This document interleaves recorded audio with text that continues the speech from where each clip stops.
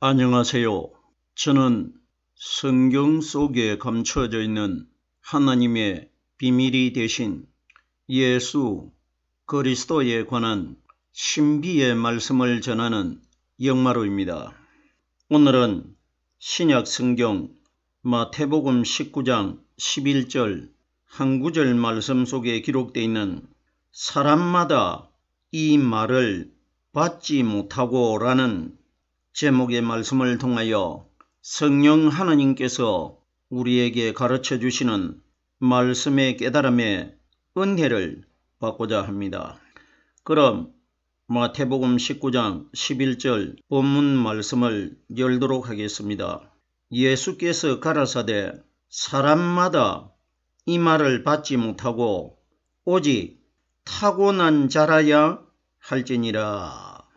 우리들이 이 세상에서 사람이 어떤 능력이 있고 다른 일반적인 사람들보다 좀 특출한 사람을 가리켜 저 사람은 능력을 태어날 때부터 가지고 나왔다 이런 표현을 하지 않습니까? 그러면은 오늘 본문에 예수님께서 오직 타고난 자라야 할지니라 그러면은 어떤 사람을 말씀하셨느냐? 말씀을 받지 못하는 사람이 있으면은 말씀을 받는 사람이 있다는 이야기인데 그러면은 예수님께서 내가 너희에게 전하는 말을 받고 깨닫기 위해서는 날 때부터 말씀을 깨달을 수 있도록 너희들이 타고난 사람이라 나야 내 말을 받을 수 있다. 이렇게 말한 것처럼 기록되질 않습니까? 제가 지금 설명하는 내용이 성경에 문맥적으로 기록되어 있는 대로 이해를 하면은 지금까지 제가 설명한 내용이 맞단 말입니다. 보세요.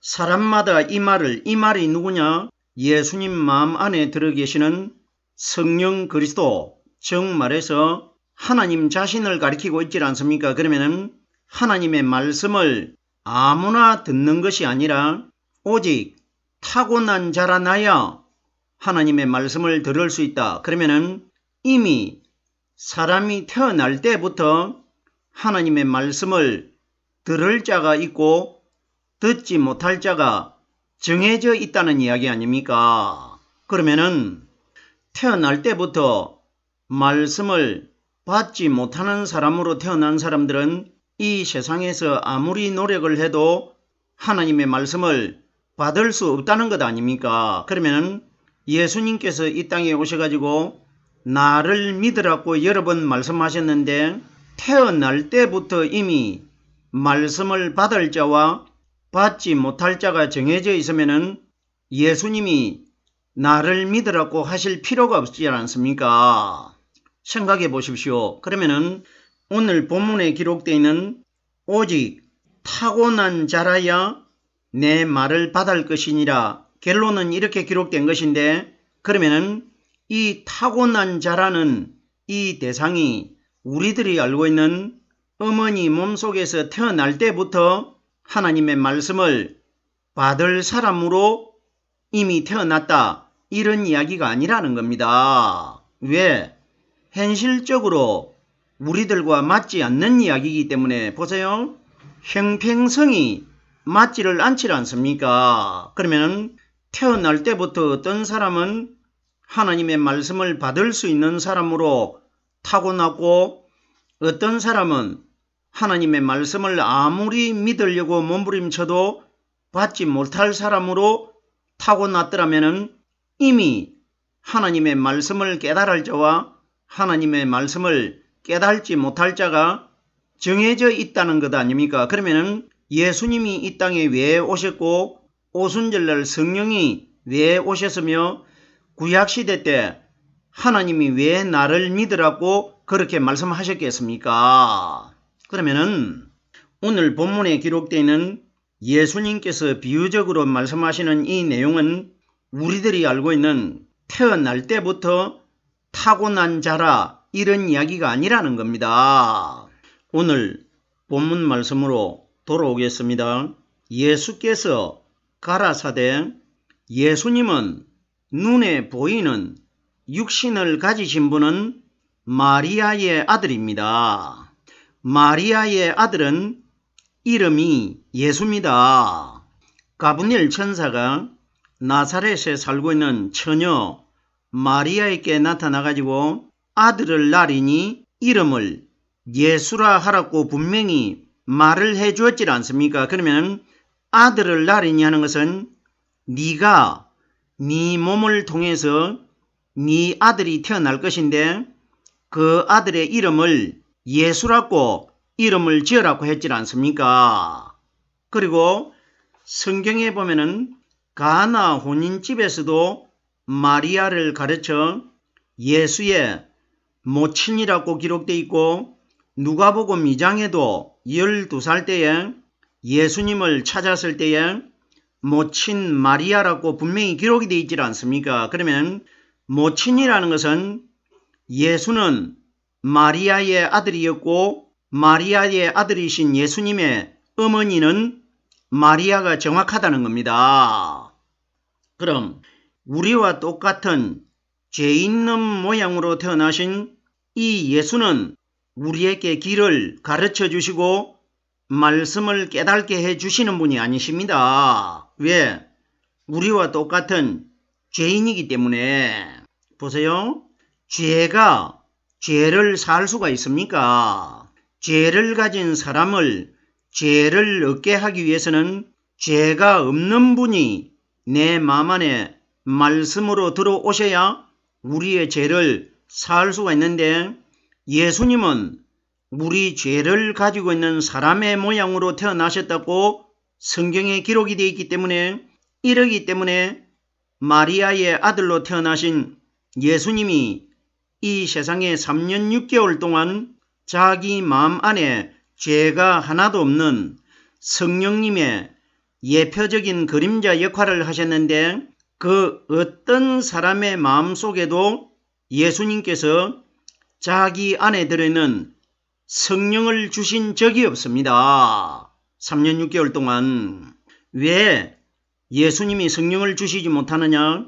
성령을 담아가지고 있는 예수님 자신이 죄를 가지고 있기 때문에 그러면 죄를 가진 예수님 몸속에 죄가 없는 하나님이 들어 계시는데 만약에 예수님이 죄를 가진 육신의 예수가 말씀을 통해 가지고 사람의 마음 안에 들어가 버리면은 안에 들어있는 성령은 죄가 없지만은 눈에 보이는 성령을 가지고 있는 담아 가지고 있는 육신의 예수가 죄인이기 때문에 사람들 마음속에다가 자기 안에 들어있는 성령을 한 사람에게도 전가를 시키지 못했단 말입니다. 오늘 본문에 예수께서 가라사대 하는 것은 여기에 기록되어 있는 예수는 말씀은 예수님이 자기 안에 들어있는 성령님의 그림자 역할을 하셨지만은 오늘날 현재 우리 시대에 영적으로 이 말씀을 적용을 시키면은 예수님 안에 들어있는 성령 그리스도 하나님의 말씀이 우리에게 가라사대 이렇게 말씀해 주시고 있는 것입니다. 오늘 본문 말씀에 예수께서 가라사대 현재 이 땅에 살고 있는 우리들에게는 예수님을 눈으로 보려고 해도 볼 수도 없는 시대에 살고 있고 가라사대 하신 예수님의 음성을 들으려고 해도 듣지 못하는 불가능한 시대에 우리들은 살고 있습니다. 그러면 예수님은 3년 반 동안 이스라엘 나라에 계실 때에 그 짧은 기간 동안에 이스라엘 백성들에게만 예수께서 가라사대 이 말씀이 기록된 것이 아니고 예수님이 말씀하신 것은 오늘날 현재 우리 시대에 이 세상에서 하나님을 믿는 신앙인들 전체에게 하신 말씀입니다. 그러면은 예수께서 가라사대 하는 것은 우리들이 예수님을 볼 수가 없기 때문에 그러면 우리들에게 이 말씀을 영적으로 적용을 시키면은 예수님이 말씀이시기 때문에 성경에 기록되어 있는 이 말씀이 우리에게 가라사대 말해주고 있다는 것입니다.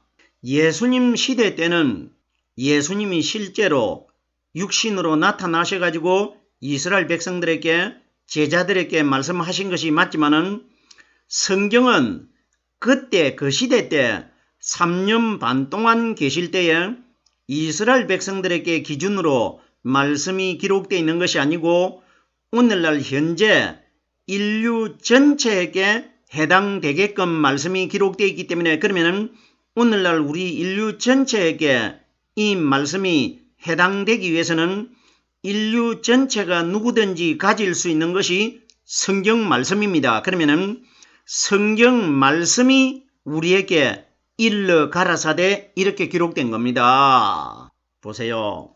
성경에 보면은 여호와께서 일러 가라사대 여호와께서 이르시되 예수께서 가라사대 이 내용의 단어가 엄청나게 많이 기록되어 있는데 이것이 다 우리에게 무엇을 가리키고 있느냐? 성경에 기록되어 있는 이 말씀이 바로 요한복음 1장 1절에 보면은 이 말씀은 곧 하나님이라고 기록되어 있기 때문에 그러면은 성경 말씀이 우리에게 일러주시고 있는 내용이 여호와께서 가라사대 하는 것이고 예수께서 가라사대 하는 것과 똑같은 내용이라는 겁니다. 그러면은 예수께서 가라사대 하는 것은 오늘날 우리 시대에 오순절날 예수님 마음 안에 들어 계시다가 예루살렘의 제자들 120명에게 2020년 전에 임하신 그 성령의 말씀이 우리 마음 안에서 깨달아지고 있는 사람들이 예수께서 가라사대 여기에 해당이 된단 말입니다. 왜?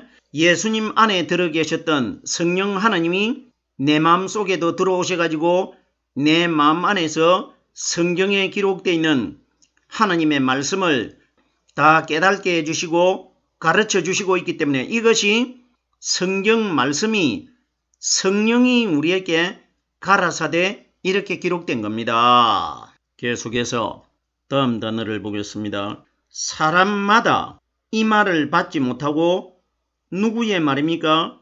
예수께서 가라사대 제가 이미 눈에 보이는 육신의 예수는 자기 몸 안에 들어있는 눈에 보이지 않는 성령 그리스도의 그림자 역할을 하는 사람이라고 이미 설명을 드렸습니다. 그러면은 사람마다 이 말을 받지 못하고 하는 것은 이 세상에 있는 인류 전체 중에 아무나 성령 하나님의 말씀을 깨달을 수 없다는 이야기 아닙니까? 성령이 내 속에 들어오시면은 성령이 말씀이고 말씀이 성령님이시기 때문에 내가 일단 말씀을 받은 것 아닙니까? 내 마음속에서 성령님을 통해 가지고 성경에 기록되어 있는 이 하나님의 말씀이 깨달아지면은 내 마음 안에 말씀이 받아진 것 아닙니까? 그러면은 사람마다 이 말을 받지 못하고 하는 것은 이 땅에 현재 살고 있는 인류 전체 중에 사람 한 사람마다 아무나 예수님 마음 안에 들어 계셨던 오순절날 이 땅에 임하신 성령이 가르쳐 주시는 말씀을 아무나 받을 수가 없다는 것입니다. 이것이 기록된 겁니다. 마태복음 3장 10절 말씀해 보면은 좋은 열매 맺지 못하는 나무마다 찍혀 불에 던져 넣는다고 기록이 되어 있습니다. 그러면 좋은 열매는 오순절날 이 땅에 임하신 성령께서 우리에게 가르쳐 주시고 깨닫게 해주시는 말씀을 좋은 열매라고 합니다. 나는 포도나무요 너희는 가지니 가지가 포도나무에 붙어 있지 아니하면은 저절로는 과실을 맺을 수 없음과 같이 너희도 내 안에 들어 있지 아니하면은 열매 맺지 못하는 가지처럼 될 것이라 이 말씀을 예수님이 비유적으로 말씀해 주셨지 않습니까? 그러면은 좋은 열매 맺지 못하는 나무마다 찍혀 불에 던져 넣는다. 그러면은 좋은 열매 맺는 나무는 찍혀 가지고 하늘나라로 들어가고 좋은 열매를 맺지 못하는 나무가 사람입니다. 사람마다 지옥 유황 불에 던져 넣겠다. 이 원리 아닙니까? 그러면 사람마다 이 말을 받지 못하고 하는 것은 좋은 열매 맺은 사람은 이 땅에서 성령님을 통해 가지고 말씀이 깨달아지고 있는 사람들은 좋은 열매를 맺는 사람이고 하나님의 말씀을 받은 사람들이고, 말씀이 깨달아지지 않는 사람들은 좋은 열매가 아닌 사탄이 가리키는 비진리의 거짓말을 믿음으로 믿고 있기 때문에 이 사람들을 지옥으로 들어가는 사람으로 분류할 것이라. 이걸 사람마다 이렇게 기록된 겁니다. 사람마다 이 말을 받지 못하고, 받는다는 것은 예수님께서 무덤 속에서 성령 세례를 받고 거듭나셨을 때에 갈릴리에 있는 제자들 앞에 나타나셨을 때 저희를 향하사 숨을 내쉬며 가라사대 성령을 받아라. 제가 조금 전에 성경이 가리키는 성령은 오순절날 이 땅에 임하신 성령이 우리에게 가르쳐 주시는, 깨닫게 해주시는 말씀이 바로 성령이고 성령이 바로 말씀이라는 것입니다. 그러면 저희를 향하사 숨을 내쉬며 가라사대 성령을 받아라 이렇게 기록되어 있습니다. 그러면 사람마다 이 말을 받지 못하고 하는 것은 아무나 하나님을 믿는다고 해서 성령을 다 받는 것이 아니라 말씀을 깨달은 사람은 성령을 받은 것이고 말씀을 깨달지 못한 사람은 성령을 받지 못할 것이라. 이걸 사람마다, 이 말이 뭡니까? 성령이 가리키는 말씀 아닙니까? 그러면 예수께서 가라사대 하는 것은 예수님 안에 들어 계시는 성령이 우리들에게 말씀을 가르쳐 주시고 있지 않습니까? 말에 관하여 아무나 천국 말씀을 받지 못한다는 것이 마태복음 13장 19절 말씀에 예수님께서 아무나 천국 말씀을 듣고 깨달지 못할 때는 악한 자가 와서 그 마음에 뿌리인 것을 빼앗나니, 보세요.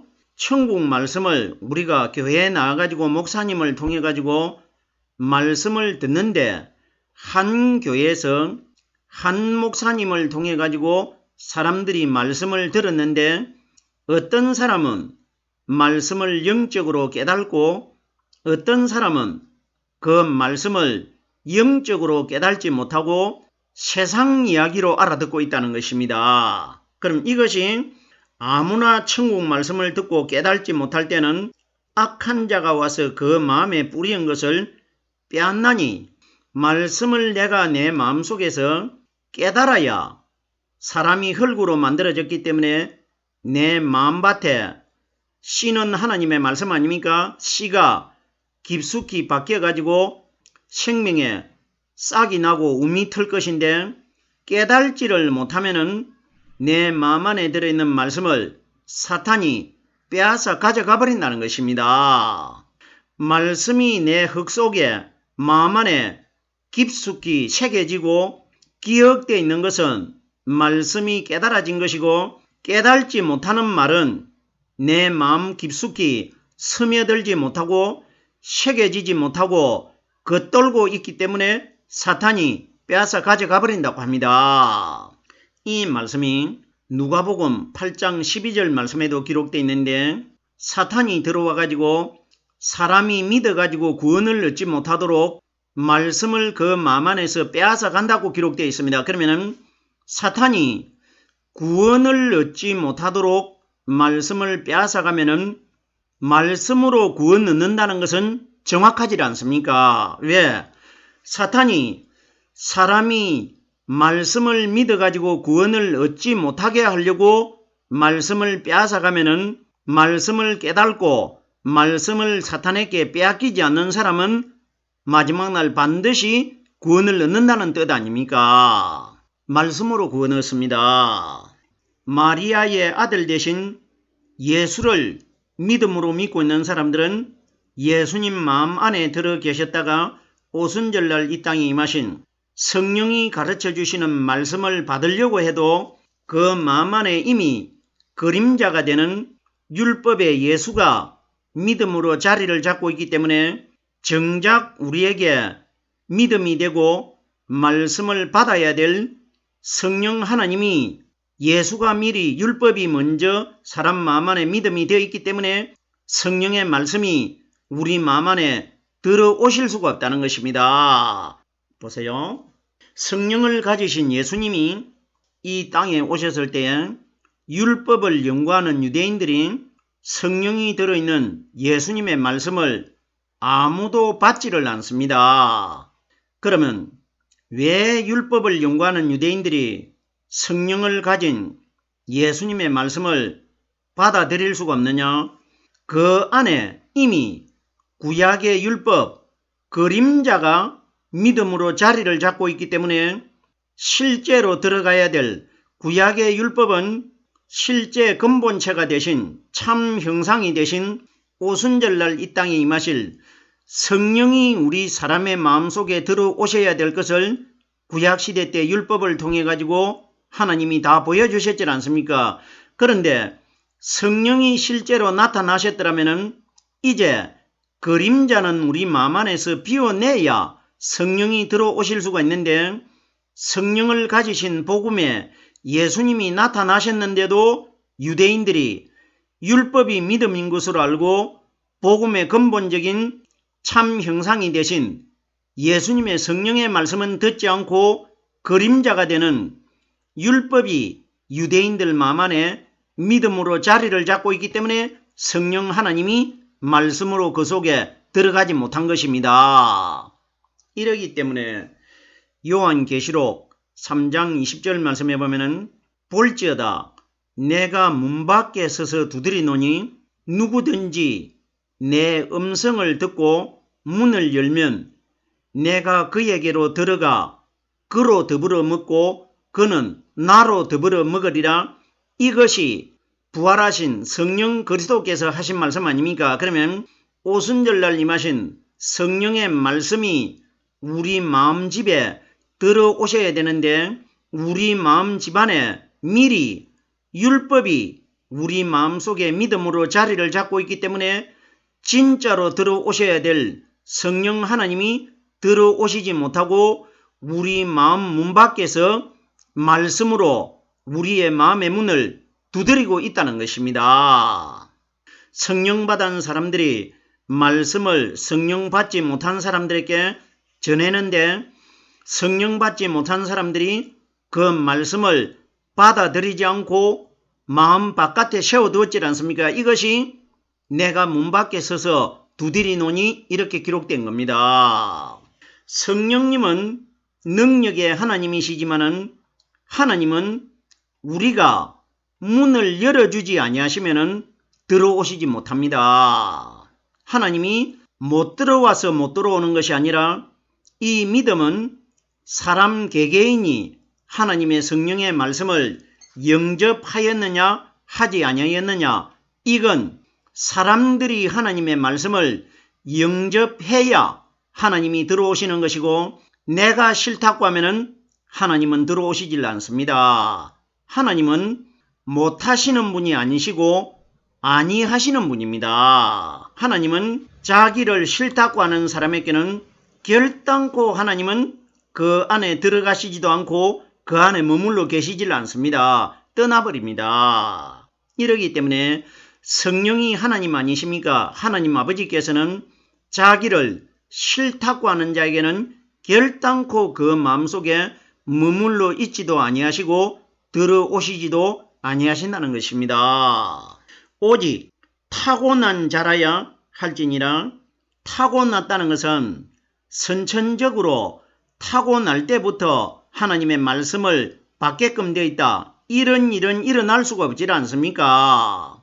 이건 영적인 것이 아니기 때문에 그러면 타고났다는 것은 탔다는 것은 성령 그리스도와 신부가 되는 내가 영적인 관계를 가지는 것을 탔다고 합니다. 영적인 관계, 말씀과 내가 신부가 되는 나와 신랑 되신 그리스도가 한 몸이 되는 것을 탔다고 하는 겁니다.